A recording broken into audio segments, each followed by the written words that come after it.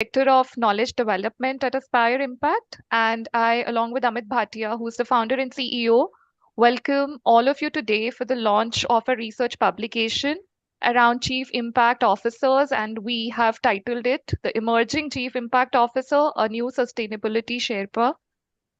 This is our 14th publication in the last 3 years, and we conducted this research under Impact Future Project, which is India's eminent thought leadership platform, supported by Capgemini since 2020. We recently successfully concluded 3 years of it. It ran from 2020 to 23. And I think this is also the right time and the platform to announce that we've also launched phase two of this project, and it'll run from 23 to 26, which means that we will continue to create relevant research in the coming years as well. So, a big shout out and a big thank you to Capgemini for this continued support. Uh, Also for 23, we won an award for Best CSR Partner in Knowledge Management. The event happened just yesterday. Uh, and I think before we go any further, I think we have with us the leaders who participated with us in this research, and they all need to be applauded and celebrated the most. So warm welcome to all 25 ESG sustainability impact leaders. Here's a small introduction video for all of us to know them and welcome them to this event. We'll just play that video.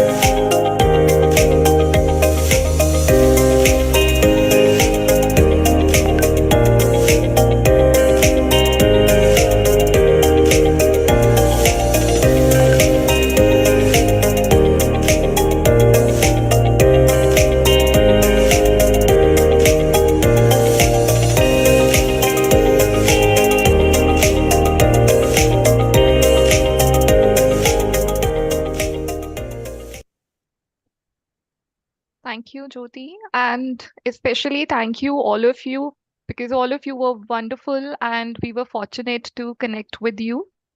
I'd also like to welcome our wonderful keynote speakers. We have with us Vineet Rai, who's the founder of Avishkar Group, Kieron Boyle, who's the chief executive at Impact Investing Institute UK, and later on, we'll have remarks from Tatiana Glad also, who's the executive director at Impact Hub Network, and she should be joining us from Netherlands. Hi, she's here. Before we head to revealing the key insights of the report, something which we are all waiting for, I'd like to invite Amit for his opening remarks, as he's been the driving force behind this research, and this is a subject he passionately wanted to explore. So over to you, Amit, for your remarks. You're on mute. Thank you, Harpreet, and sorry for that. And welcome, everyone, keynote speakers, all our working group members.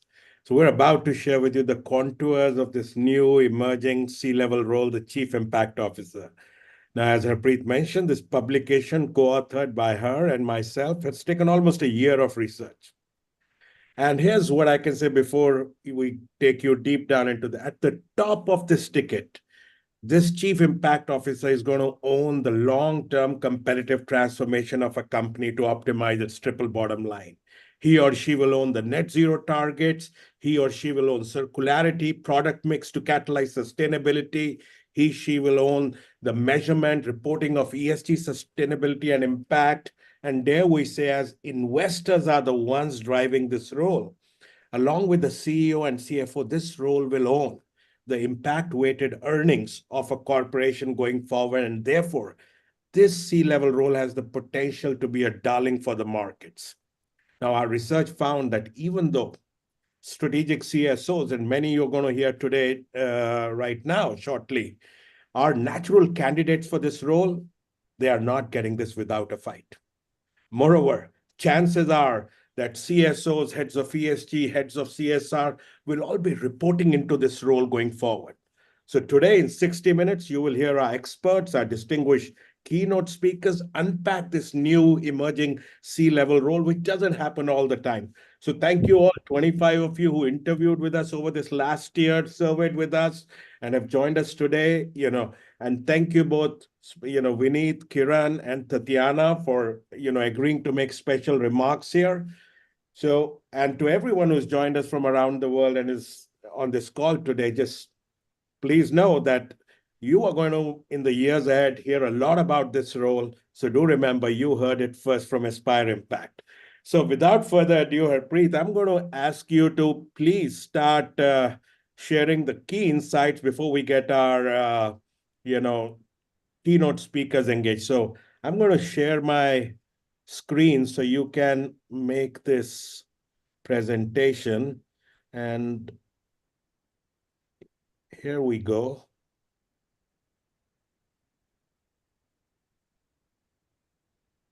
Sorry. Okay. So is this now visible to everyone? And I think I have it on presentation mode. Go on, Harpreet. Thank you, Amit. And here we go. So, who is a Chief Impact Officer and why is this position needed? So, this was the premise as we started our research, and we made an attempt to explore different dimensions of the role, like its need, relevance, what are the skills needed, what are the key expectations, and also the readiness of the existing incumbents or those who are going to fill up this role, as well as acceptance of this position across different levels in the organization. So these were some of the questions that we started out to explore. And what became clearer was that this role surpasses traditional silos of climate, social, and governance. A CIO needs to be positioned to align organizational goals with larger global goals like triple bottom line, circularity, net zero, SDGs. So there cannot be a better time to push a stronger business case for creating this role. Uh, Next slide, please. So to find answers to our questions, we engaged with 25 leaders from around the world. We tried to cover all organization types. We interviewed people belonging to corporations, financial institutions, investment firms. We wanted to make it a global study. So we interviewed people in 10 countries across 6 continents and also from different sectors, ranging from IT to cement, from hospitality to food and beverages to automotive. So we wanted to keep this group as diverse as possible. And on the screen, you see all of them from different parts of the world representing different organizations. And now coming to some of the main highlights from the report. Uh, So there is absolutely no doubt that a chief impact officer is a C-suite role. This is validated by 95% of the respondents who strongly agreed to the fact that the rise of ESG sustainability impact is an important driver. So this has been endorsed not only by the existing impact officers who were in the group, but also we had heads of CSR, ESG, sustainability, and even a couple of CEOs who strongly believed in the position becoming important. And to be more specific, we checked the necessity of the role at different organization types. Majority feel that this is critical at financial institutions. And this is obvious also given the significant role that these institutions play in the broader economy or overall in the space of sustainable development and its funding. The need at nonprofits and startups was a little lower, but a trend we are sure is set to change. So we have heard of some popular names like Prince Harry at Better Up, and there will certainly be more examples, and the names will emerge soon. So who's behind this shift and this momentum? 81% feel it is investors and shareholders, while government, society, employees, and customers are all important stakeholders. And this is definitely a shift from conventional economies where typically investors and shareholders, we think that they anticipate returns of financial gains, but times are changing and they now expect boards to appoint impact officers. Uh, One revelation that emerged from the study, and that is when we nudged the respondents a little, and this is what came out. So while a CIO role is necessary, it is likely to be opposed by other CXOs. This was a concern which was raised by the majority of the respondents. 67% felt that it could be coming from other CXOs because there could be some conflicts or overlaps with other existing roles such as CFOs or legal officers or risk officers, while another 19% felt that it could be from the middle level management. And we also found a few fearing that the CEOs in the companies could also take a little time to align with this new position. But to persevere, I think CIOs should derive their authority from the boards and the investors. Now, these were some of the most intriguing insights from the surveys and indicate that companies are progressively shifting towards an impact driven approach. So, if we look at things like recognition of triple bottom line as a critical focus for CIOs by almost one third of the respondents, delivery of net zero goals, and most importantly, embedding impact in an enterprise's value system and culture are clear indicators of this shift. Uh, and despite this, there is clear consensus that more and more companies are going to appoint CIOs. A significant 71% of the respondents held optimistic projections suggesting that by 2030, majority of companies in Fortune 500 could have an impact officer in place. This number currently is very less. Uh, and while they do this, it is important that some issues are addressed as highlighted on this slide. Most important ones being around bringing more clarity around KPIs and more importantly, their evaluation also, and to reduce some overlaps with existing positions as we saw on the previous slide. Um, and with this, we reach our last slide, some conclusions and takeaways. And if I have to summarize it in a single sentence, it would be that the ascendancy of chief impact officers is an investor driven movement, which is leading to reimagined leadership structures to drive ESG sustainability impact innovation in organizations. So while these were a few of the top highlights from the research, there are many more which are included in the publication, which all of you should be able to download in an hour's time. As soon as we finish up with the session, we'll be sharing the link to that report. So therein you'll find a lot more stats and candid quotes and anecdotes shared by this group. Uh, so that's it. Now I would pass it back to Amit, and we'll start inviting our keynote speakers now. Thank you. Thank you, Harpreet, and thank you for sharing the key insights. And given that this was an investor-driven movement, we thought that the best people to address this group should be coming from that community. So therefore, I want to first off invite Vineet Rai, the founder and chair of Aviskar Group. Those of you who don't know of Aviskar, it's a $1.2 billion group which has served over 130 million underserved customers, over its lifetime, directly, indirectly, 67 million of them women. Aviskar Fund is a pioneer fund, not just in India, globally. And having engaged with both Vineet and Aviskar Group for over a decade, I'm personally aware of Vineet's deep commitment to having played these roles. He's already had, before this role was coined, people in his leadership team playing the role that we are expecting the Chief Impact Officer to play. So Vineet, welcome, and we look forward to hearing your remarks. Thank you. Thank you, Amit. I'm very impressed that the term that got coined only, 17 years, actually less than 17 years back, around 16 years back, now is actually inspiring large corporates to think about having a CIO. I actually started in 2001, or my journey in the space of impact started in 2001.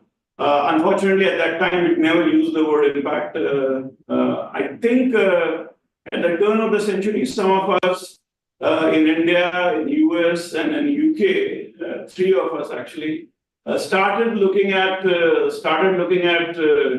how do you solve complex social problems using entrepreneurs, and whether there is a need for capital to flow to such entrepreneurs. Now, before 2000, most of the times, not-for-profit leaders were supposed to solve these problems, and philanthropy was the key source of capital. What we were thinking about is there a capital that is willing to allow entrepreneurs, unleash the imagination of entrepreneurs to bring about change in the lives of those who are not really part of the economic activity or economic growth cycles.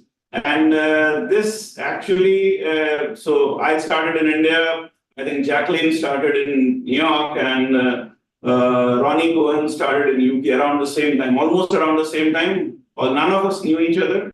But we came from very different backgrounds. I came from a forest, Jacqueline came from Rockefeller, and Ronnie came from mainstream private equity.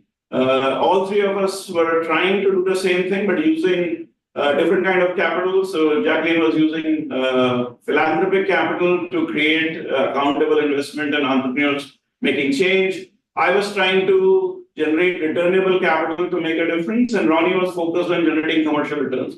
So very different perspectives, trying to do the same thing.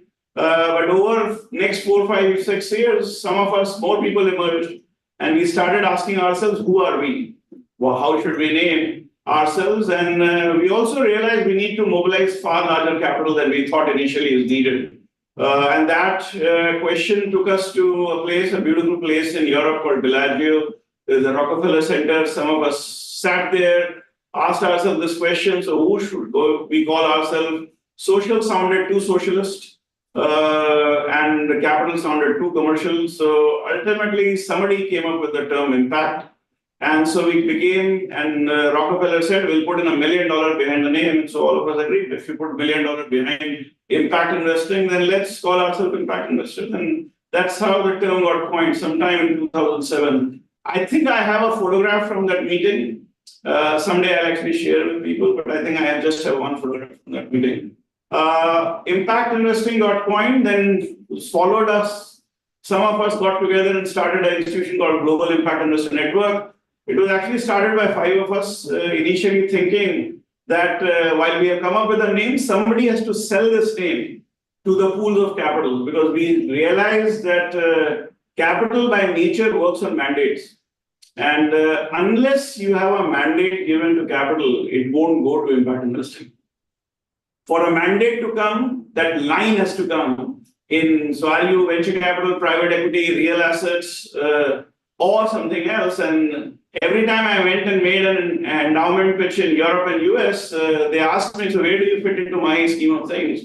You look and sound like venture capital, but you don't deliver that kind of return. Your process is very diligent, but you're not private equity. Your scale is too small. You don't do real assets. So who are you and where do you sit in my classification? So Jin actually did a wonderful job, at least in US initially, and then later part in Europe, to create what you call an impact investing team, where we essentially start getting the money. Now the problem is the definition of impact investing. And this is actually going to become a big problem to everybody down the line who become the chief impact officer. As to, so what is it that impact investing means? Because almost all of you who run large corporates believe you deliver impact.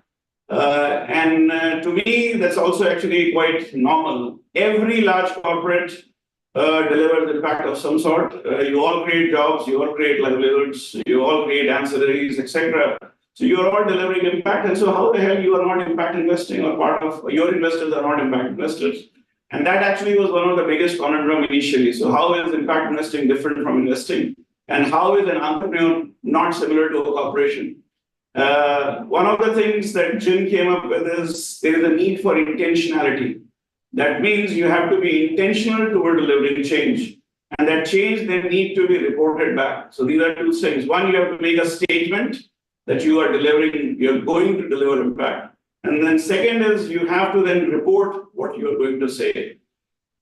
Very quickly, the world came around the view that that's not very difficult. You can put a word impact behind your name that shows your intentionality and spend around $20,000 to $50,000 to come up with a very shiny, glossy, beautiful report. And you have met both the criteria that was laid out. Now, as we all know, the world is very smart and very smart people. There is a lot of allocation of capital. So where has impact reporting moved? It has moved towards naming the word impact and then coming up with a glossy report. And that challenge is what really chief impact officers will face. Is that the business you aspire to be in? So my personal summary of the challenges that you will face is first asking yourself, do you necessarily deliver impact? And is there an intentionality behind your impact beyond the two things? The second, because you are large corporations, you are already doing something. Reporting, packaging it and reporting it, is that your job? If not, if that's not your job and that's not what you want to do, then how are you going to actually report your impact itself? Very simple tools you can actually benchmark when you start, so that you already know what you're doing and then actually forecast what you're going to do. That's where your integration, some of the things that Amit has been talking about, integrating all the things that are happening around into the thinking, that will come into your forecasting. And finally, while I know there is no punishment for actually not meeting your criteria, so while your IRR curves go down, you will actually be punished instantly. But I think disclosing how far you are from your forecasting in the impact side would be an important, honest criteria for you. And I think disclosure, therefore, will become very important. So if you actually benchmark your impact, you forecast your impact, and then you disclose what you actually did, might actually be a good idea to think about. Now, when you are talking about impact, I just want to leave you with a couple of thoughts. One, impact is contextual. Creating a job in Mumbai, New York, is very different from creating a job in Koraput in Orissa, which is a remote part of India, or let's say somewhere in sub-Saharan Africa. Keep that in mind. One job is not equal to one livelihood, or one job in Mumbai or New York or London is not equal to one job in remote. Because the kind of risk that you will take and the kind of effort you'll have to put are disproportionately different. We do not know yet how to actually create that equivalence. We do not have an idea. And therefore, general position is to do what the lazy person is supposed to do the least effort to get the maximum returns. And that, unfortunately, is not the role of impact. It's exactly the reverse of it. Understanding and inheriting and taking this to your culture would probably define whether you'll be successful or not in being a chief impact officer. But this conflict will remain because your institution by nature would not want to go towards the most difficult fruit, which generally by human instinct is to pluck the lowest hanging fruit. And the lowest hanging fruit is convert whatever you are doing into your impact numbers. I'll end by stating what Sustainable Development Goals has been talking about. In 2018, under Paul Polman chairmanship, I and some others, we wrote a report called Better Business, Better World.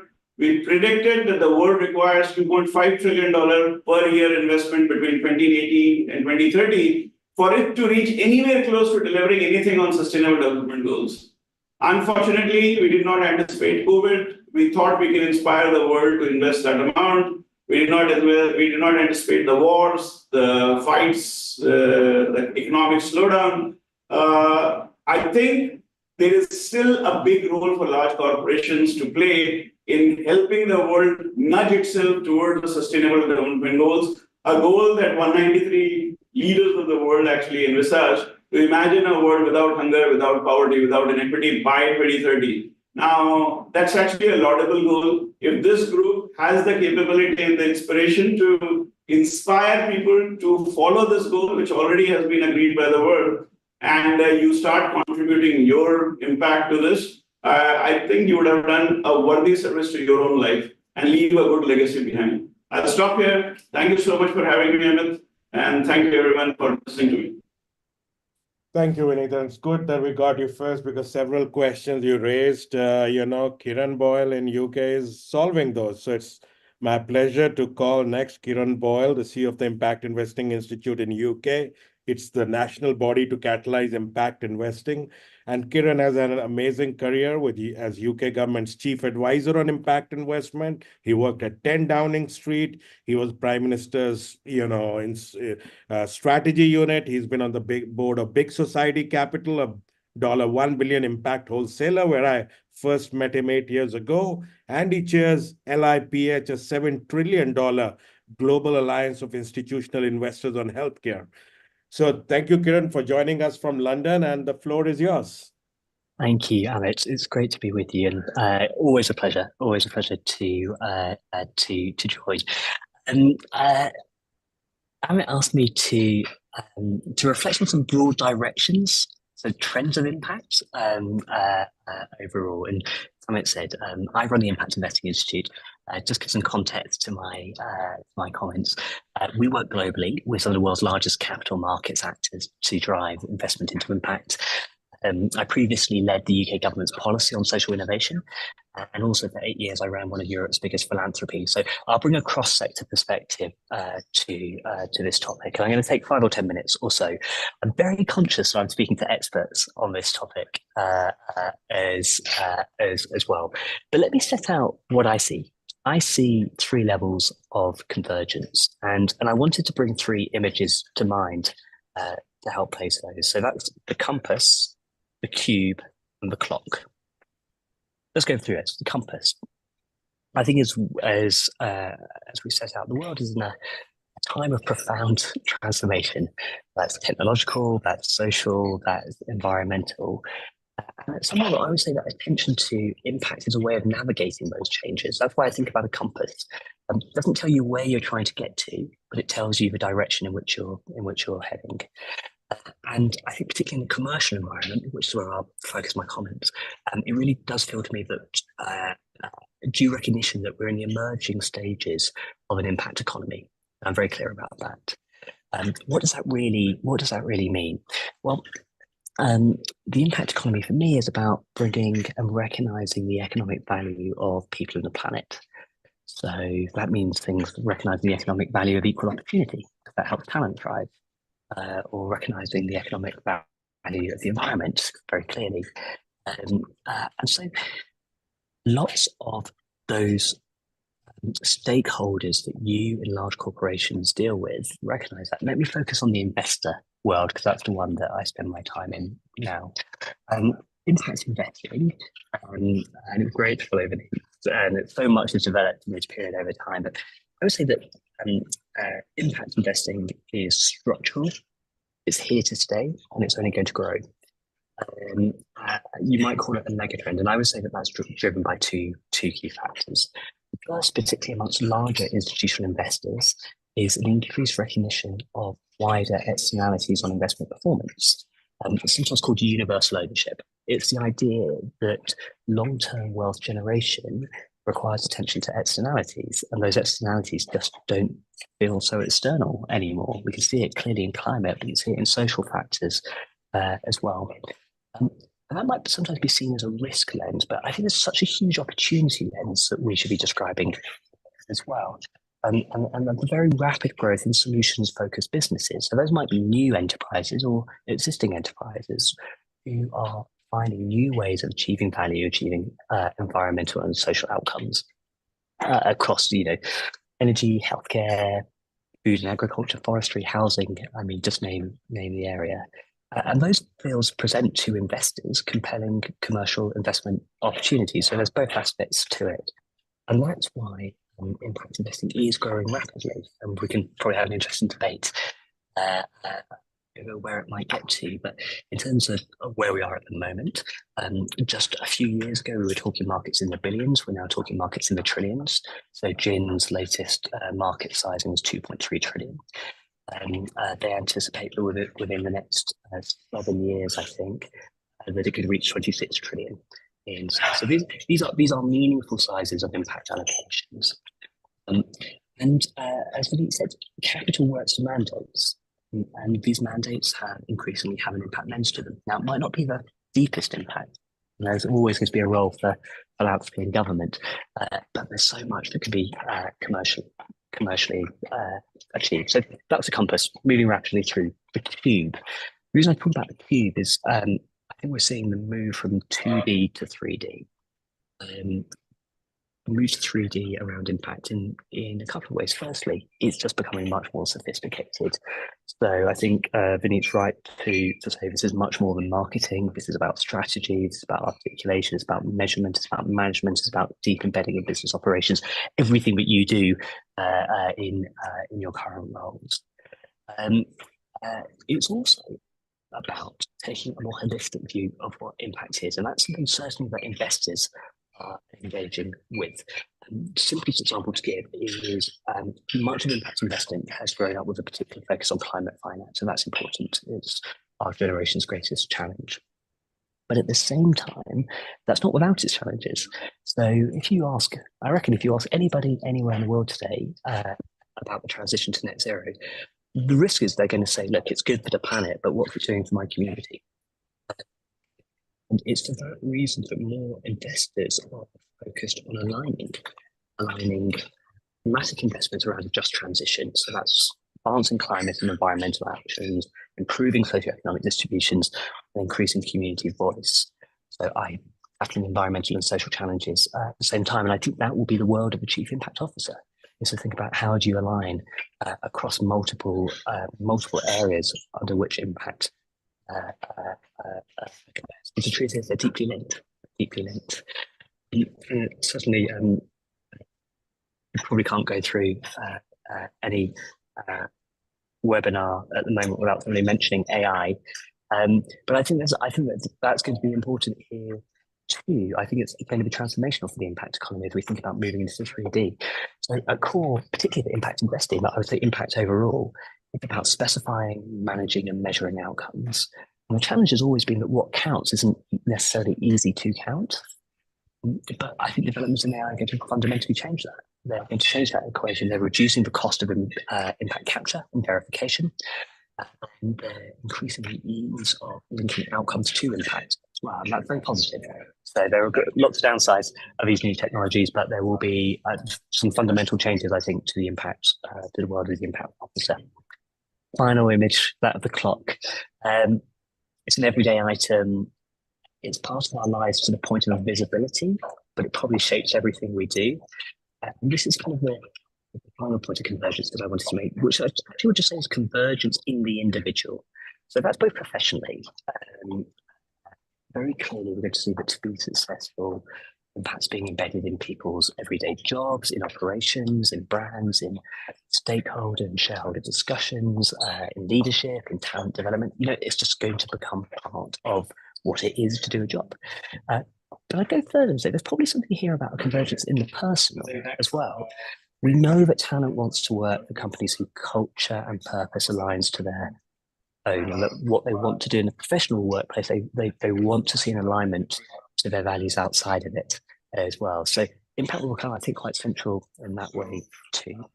So these are the opportunities. They're promising. The behind us we have the compass, we have the cube and the clock, but it's also complex as well. It takes a certain sort of leadership to succeed in that. I think that leadership needs to be at the very top of organizations, and it's too much to leave to the CEO alone. Because ultimately, I think achieving this opportunity is about setting culture, and a culture that, exactly as Amit said, is about long-term transformation of businesses in support of triple bottom line. So those are some broader thoughts just to set the piece with a particular reference to impact investing. But I think this is an excellent report, and I'm entirely convinced that we will see the development of this role across organizations as well. Thanks, Amit. Thank you, Kiran. And I know you took time out from your Davos trip. We can see the World Economic Forum written in your background. So thank you for taking the time out, speaking to all of us. So enjoy the rest of the summit. And everyone, look, we will have Kiran in India in the week of 22nd April, and we'll make sure we get you all to meet him in person. So thank you, Kiran, again. And we have 25 minutes to go, and we have 10 of the 25 people we interviewed right here with us. Now imagine getting 10 or 11 of these global experts put in 2 to 3 minutes each, their key main insight that they put into this publication, which will be shortly available to you. So I'm going to request Harpreet to invite them, one by one, and request them to package this insight in 2 to 3 minutes so that we can stay on the clock. So Harpreet, over to you. Thank you, Amit. So yes, this cannot be complete without everybody hearing to those who helped us in this research, who guided us. So first up is Mr. Jotin Kutti from Tata Motors. Kutti sir, for your remarks, please. Yeah, thank you very much, Harpreet and Amit. I hope you're able to hear me. It's been a very inspiring experience working with all of you to understand this concept. But I want to also hasten to add that the name should not spoil the game. And when I mean whoever is an officer dealing with sustainability should always have impact as the primary leading criteria, with or without the designation. And it is therefore impossible to move forward if the organization and stakeholders don't see the officers who are responsible for sustainability and the other aspects of the new paradigm finding and bringing change to the table. It's a great place to be, and we are seeing transformation in every form and in every aspect of the business. So if you spend a large number of years in a corporation, the past 40 years are going to be very different from the next 40, and the change starts now. And it's therefore incumbent on all of us to help this transition and to collaborate. And collaboration should be the watchword. So if there is one message that I have for all the people on the call here and even outside, it is that competition of the old era has to give rise to collaboration of the new. And this is not the problem that can be solved by an individual or by a set of companies or even the state itself. And unless governments, governments on one side and people on the other, they all come together to make this transition possible, there's not going to be impact. So rather than getting hung up about the designation, I will exhort all of us who are on this call and even outside that if we should go beyond the obvious and really bring impact, because once there is impact, then there is a pull rather than a push. At Tata Motors, over the past 2.5 years, the sustainability journey is on an absolute roll after our chairman announced the Alingana project across the group. And we are delighted that we embrace this, not from a compliance perspective, but from an opportunity to bring transformative practices and seek a transformative agenda for a company. And I can say with great confidence that we are very happy that we started on this journey.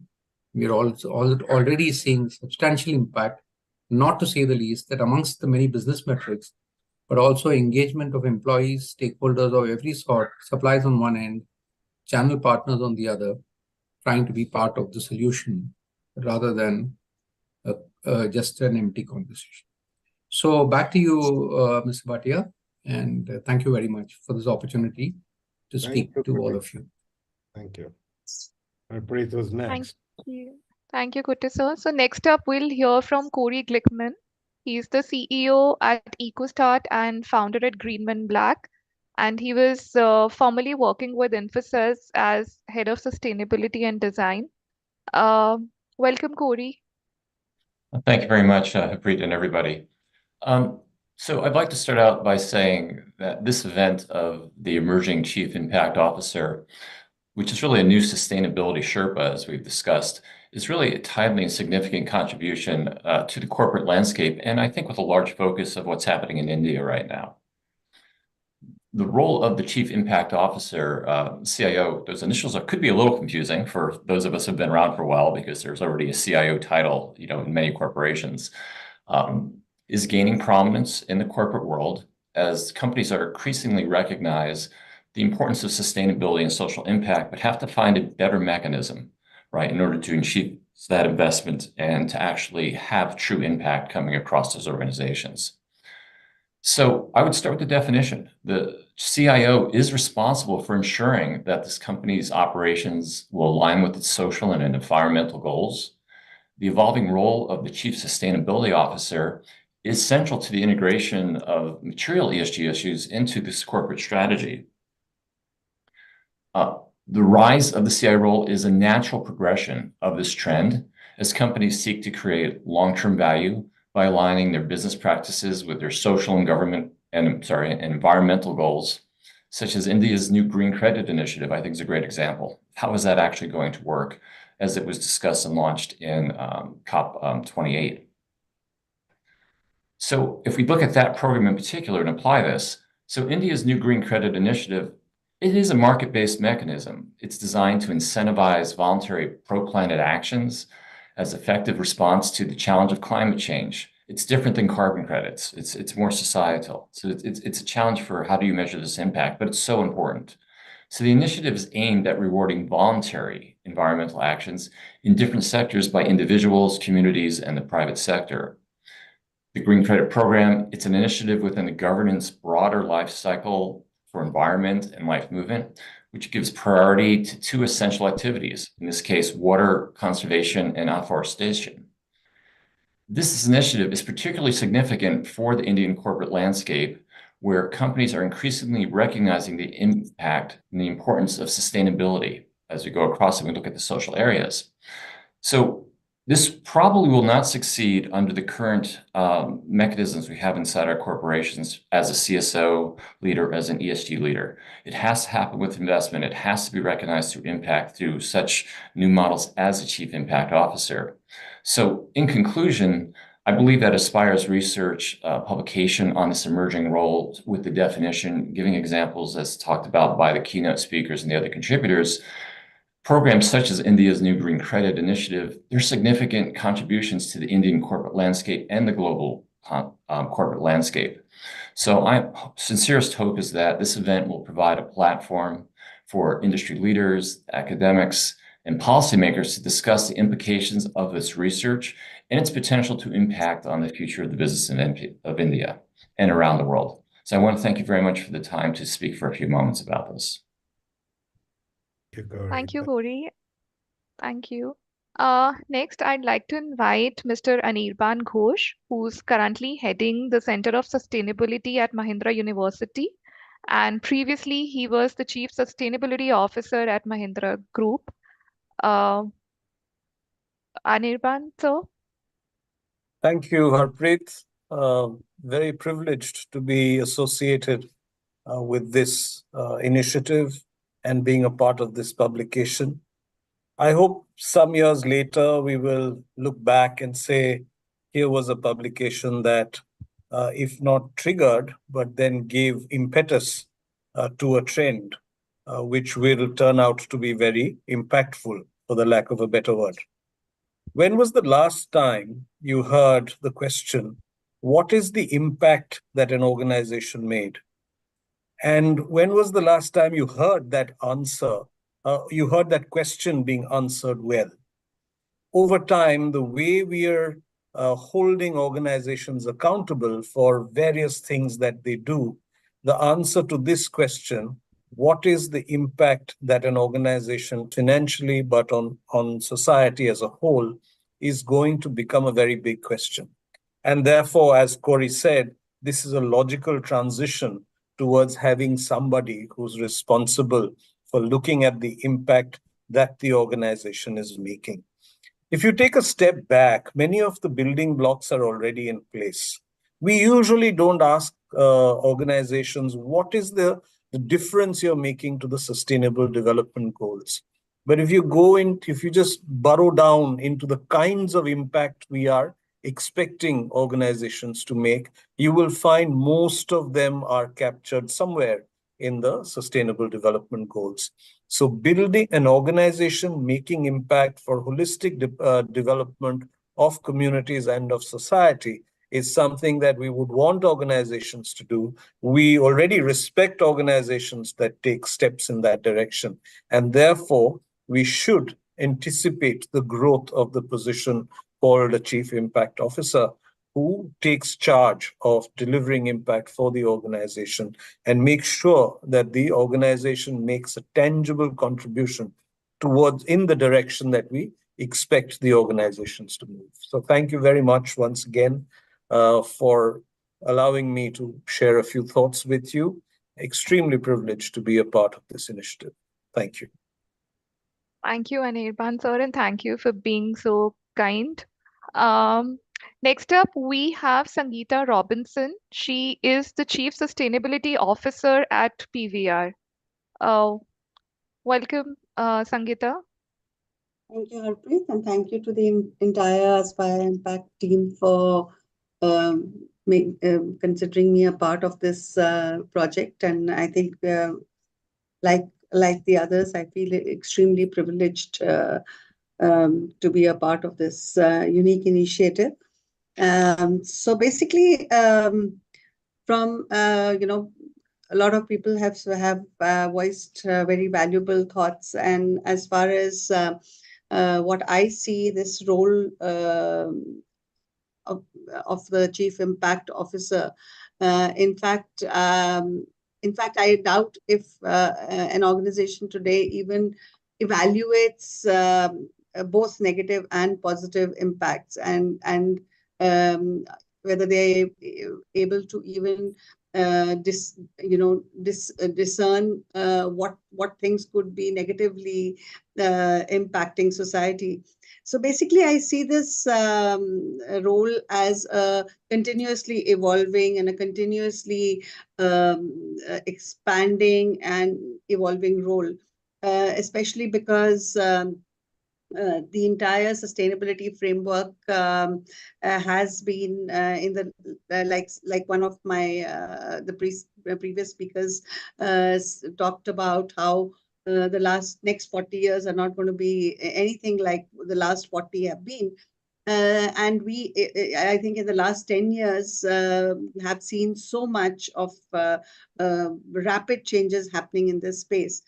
So I see this person as an extremely passionate and evolving human being. Can't be somebody with very fixed ideas. Can't be organizations need to be more need to allow for more fluid thought processes. Organizations that have too many silos will pose a lot of problems for somebody like this. And of course, we need to open up our doors. We need to be more willing and accepting to ideas and innovations and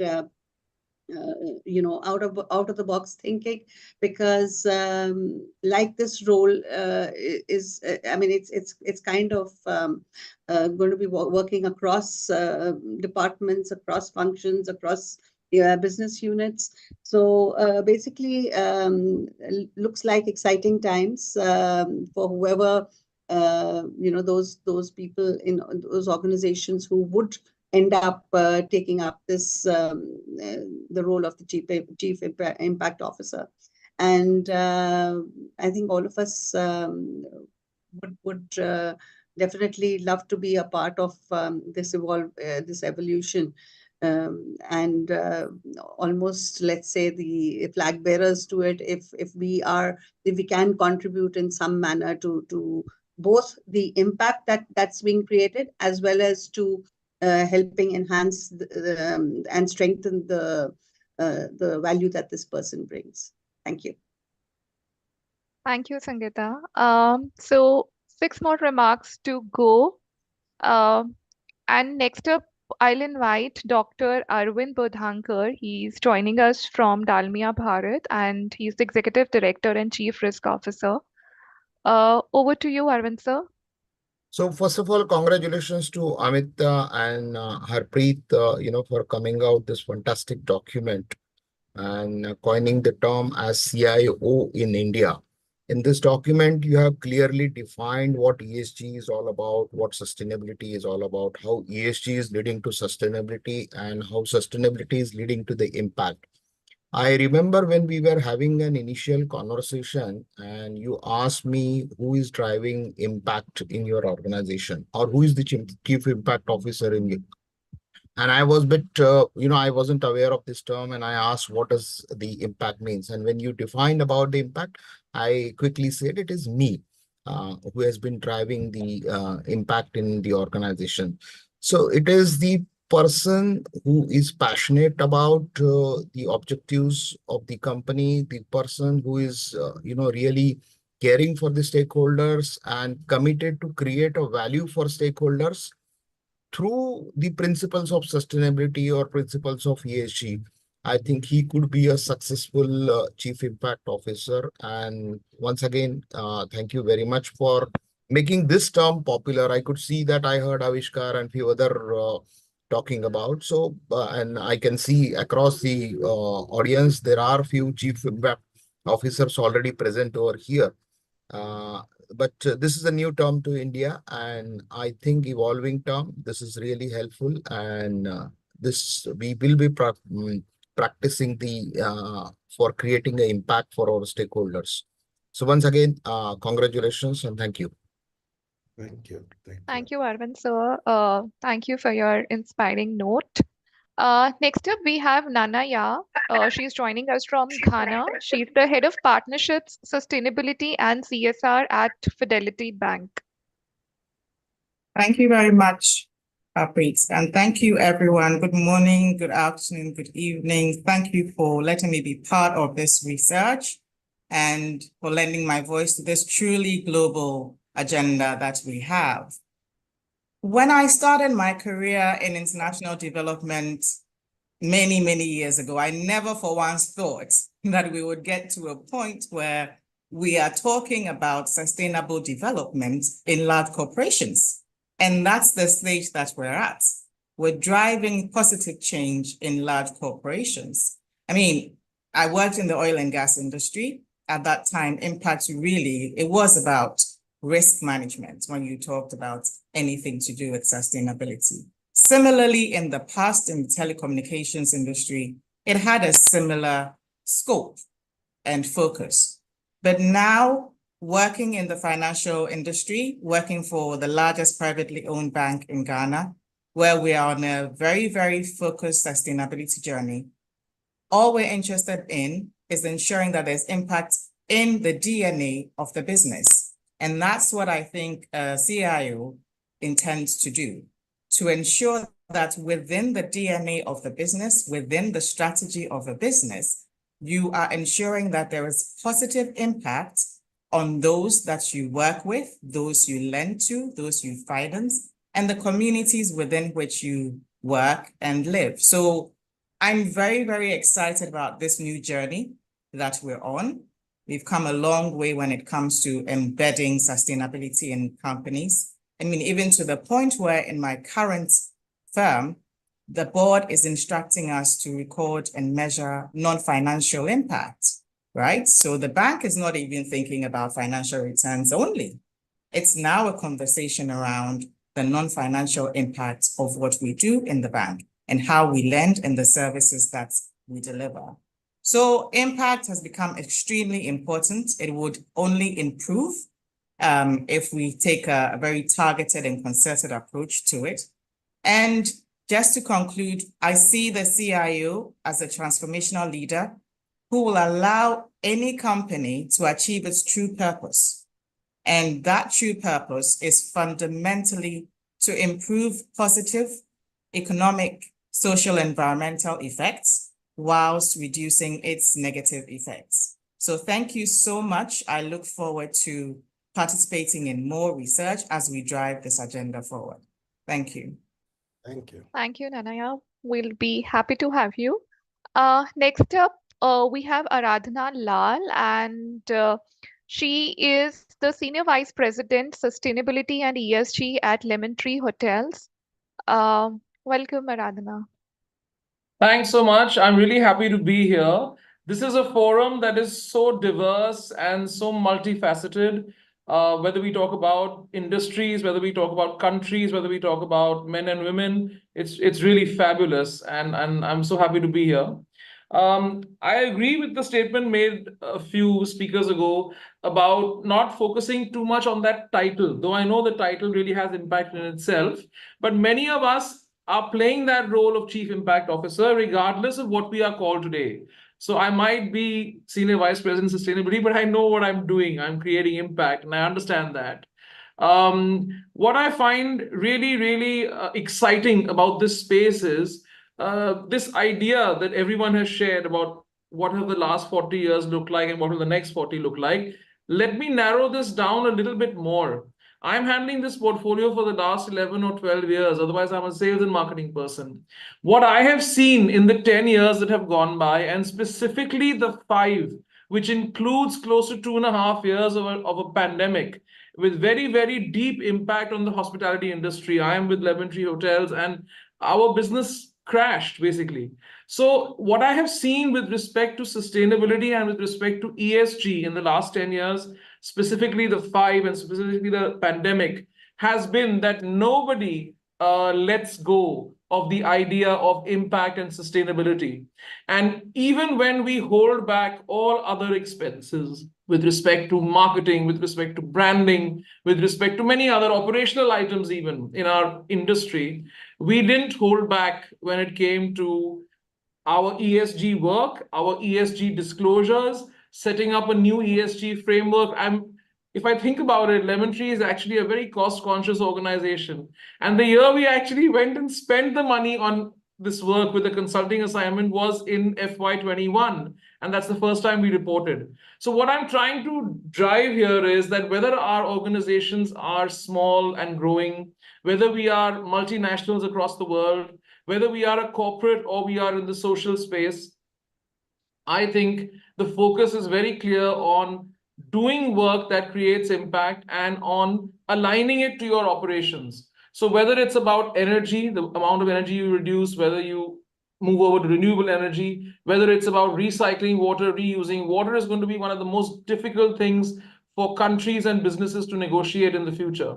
Whether it's about creating impact by training and hiring people with disability, whether it's about managing waste in an appropriate manner and finding ways to upcycle, reuse, etc. It doesn't matter what the space is. All of us in our operations, those of us who belong to the corporate sector and to industry, all of us in our operations can actually find ways to align impact and your own business agenda very, very easily. If that is so, it will not be difficult for the Chief Impact Officer to have the CEO or the chairman on board with this agenda and actually have him as your co-driver, have him or her as your co-driver. So I see a lot of potential. It's exciting. I'm really happy for this research and the things it's thrown up, and I look forward to reading it. And I think there's going to be more dialogue in the future. This is not the end in any way. It's the beginning, actually. Thank you. Thank you, Aradhana. So we have three more leaders to go after you, Aradhana. But I am requesting Tatiana Glad to come in because she has another appointment and she wanted to leave early. But we're not letting you go, Tatiana. Tatiana, can you please come in? Yeah. Well, I mean, I'll give you a little bit of a break, and maybe it's a nice little like intervention and a bridge here, because I'm coming from the perspective of I've worked in impact roles, actually, doing impact full time now, but very much working from outside of these organizations, but often in relationship with them. So I'm really excited about what you've been able to pull together, because I'm partly of the time of, I remember when we named CSR officers and we had all this hope that they were going to make all the change in the world. And, a lot of them had a lot of challenges within their organization and actually left for reasons that they didn't feel supported. So I feel we're in a completely different era now, and that this really requires us to move from fragmentation to collaboration. And that's not just within the organization, as many of you have highlighted, but also with many of the stakeholders. So there were three things that I wanted to share today, reading the report and now hearing all of you. One is that we really need to make sure that these positions, and I'm really happy that it's C-level, are very much empowered, but are also are really systems thinkers, because it's a very complex role and the expectations we have are really, really high, right? And so they really need to think wisely, and be really well supported, that they can weave these sort of, across sectors, across departments and such, that is a really, really important capacity. So yes, it changes, the kinds of talents and the kinds of opportunities, but I feel that systems thinking and systems doing is a really, really important skill set. So I'll highlight that. And I think the second thing that I want to highlight was that, this position is sort of an agent of change. There was a study I did many years ago when I was doing my thesis, where I interviewed 40 such people in organizations who are working on impact and in different, C-level roles and such. And one of the biggest pieces of feedback that we got was like how to, within oneself, as an agent of change, balance and there's a book called Tempered Radicalism that speaks about this, balance being tempered, but radical at the same time, right? Because you have to sort of be a little bit of a warrior and push the edges, but at the same time, you need to be a translator, an interpreter, an integrator and such. So there are two different energies in this role that we need to recognize, and that I think need to be nurtured and supported by the system around this role. And the third one that I was thinking about was really how does this person collaborate across the inside, outside of the organization? There's another thing I learned from interviewing those 40 people, and it was that they needed their allies outside of their organization. And we who are on the outside need the allies inside organizations. And so in a sense, this cross-border collaboration, we all know the permeable borders, right? But cultures are different inside and outside organizations, is that it's really important to work together. And so, for example, we work a lot with trying to connect entrepreneurs for supply chain innovation, right? If a chief impact officer really is that point that integrates this and is a systems thinker, that would be so much more helpful to be able to scale solutions that exist already in society with the help of corporations, because this person has many allies outside of their organization, needs to build those, but also really can be a point to integrate. Often we're sent to 4, 5, 6 different departments that don't even speak the same language about the change they want to see. So I just want to thank you very much for really not just naming this as I would say kind of we hope that we can have CIOs, but actually to do some grounded research, that there are people here who claim, that title. And I really hope that, you feel supported and that we can work in co-creation on behalf of, business as unusual, to do it differently. And I think to Kieran's point, that the transition is really where all of these issues are interconnected. So that's what I wanted to share from our experience. And really, you have a lot of allies there, a whole network, 65 countries that really want to work with CIOs to make change happen. So thank you for the opportunity. And again, Aspire Circle, always provoking and inspiring us. And I'll watch the rest. Tatiana. Thank you. I'd request everybody to please stay with us for another 5-7 minutes. I know we've run a little over schedule, but I think it's great to hear everybody. So quickly, I am going to call Fernando. Fernando, are you still with us? Yes, here I am. Thank Thank you, you. thank you, Harpreet, Amit, for this great experience. I had a wonderful time of learning and getting to know all of you. I would just add very fast due to time constraints that one of the most important things that the CIO should do is work on the culture. I mean, we've been a financial corporation in Colombia for the past 85 years. And from the first minute, we were a socially conscious organization. And in that sense, I would say that the culture is the most important thing that we built. And building the culture of impact in the organization is probably the most important key roles that the impact officer should have, or the sustainability officer, or whatnot, the name you wanna give him. So that's what I wanted to say. Thank you very much, all of you, and have a great 2024. Thank you, Fernando. Thank you. Thank you. Next up, we have Vivek Verma. He's the founder and CEO at Upsurge Global, and he was previously the Chief Impact Officer at Recycle. Thank you. Vivek, sir, Yeah, welcome. thank you. Thank you very much, and Happy New Year 2024 to all of you, and greetings to all of you, depending on which part of the world you are joining us from. And it's a great privilege to Amit and to the Aspire Group that I have been part of. This is the third publication that I've been associated with. Some wonderful work going on, and more power to all of us to change the world in the way we are attempting to do that here. I think the key messages that I would like to give is just the way we used to say it takes a village to raise a child. I think impact is something of that nature. It's going to take a whole ecosystem. It's going to take engaging the entire ecosystem, all stakeholders. Collaboration is really going to be the key. And I think this role, one of the key things that the role will have to play is rather than focusing on the individual, which is the placeholder for the CIO role, it'll have to be how do I engage with the larger, whether it's the CEOs, whether it's the fellow CXOs, but more importantly, the other people in the organization, including the external stakeholders like investors, like the society. So how do we really engage the ecosystem is what I see as a very, very key role for the person designated as the Chief Impact Officer. In fact, I'm going to such a large extent that I think the role primarily is of evangelizing this role. And I would very strongly urge, Amit, that at some point we may want to solve the confusion of CIO, call this the CIEO, Chief Impact Evangelizing Officer, who's really to drive this across. And the reason why I say evangelist is because it's a blank canvas, which all of us have. And we can really work on the blank canvas to see how do we define this? How do we do it? Because we are in the very early stage of organizations in a structured manner understanding impact. And I think if we can drive this message to individually contributing to the larger impact happening in such a manner that hopefully in 5 years we make the role of a CIO redundant because everyone is thinking impact, everyone is measuring impact, and everyone is reporting impact. I think that would be my envision over the next half a decade or at best a decade.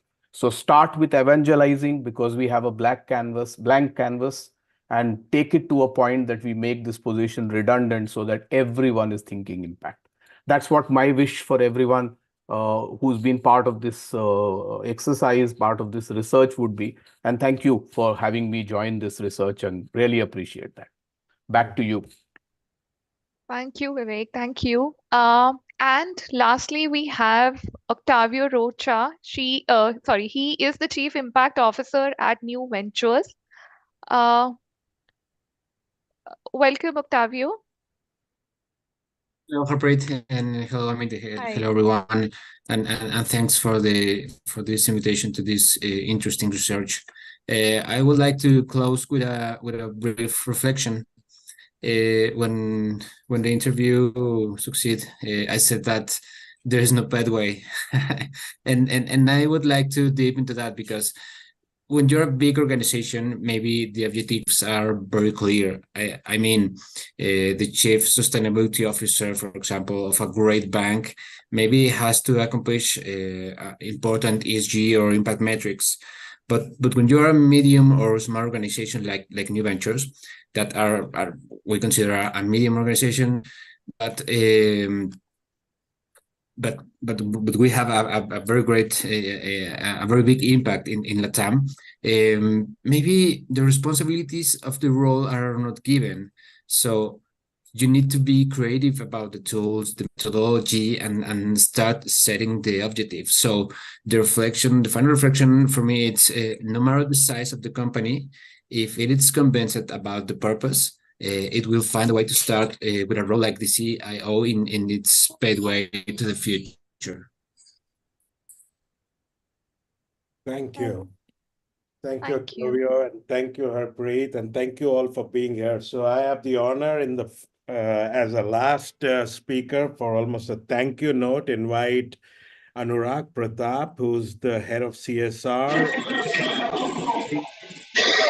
Gemini. And if it was not for Gemini support, we would not have been running this project. So over to you, Anurag. It seems like you have some background company as well. Well, I'm sitting at the airport. That's the reason why I don't know whether I'm audible or not. You are. But I'm sitting at the airport, listen to all of you, and it's sheer privilege to listen to stalwarts like all of you. And this is also a privilege to be part of, I'd say, a body of work, body of knowledge, which in a number of ways articulates the future for all of us. This is the right time to talk about impact. This is the right time to talk about what is called bringing in a new focus to the work that's happening in this particular space. And this is also the right time to move away everything that we are doing in the charity, philanthropy to a level where we start looking for impact. So in my opinion, I think that this document, your voices, your articulation will go in as a key cornerstone whenever people will talk about the movement of impact in India and globally. In India, this become very vital and critical because there's a need to what is called bring in impact at the center of everything that we are doing.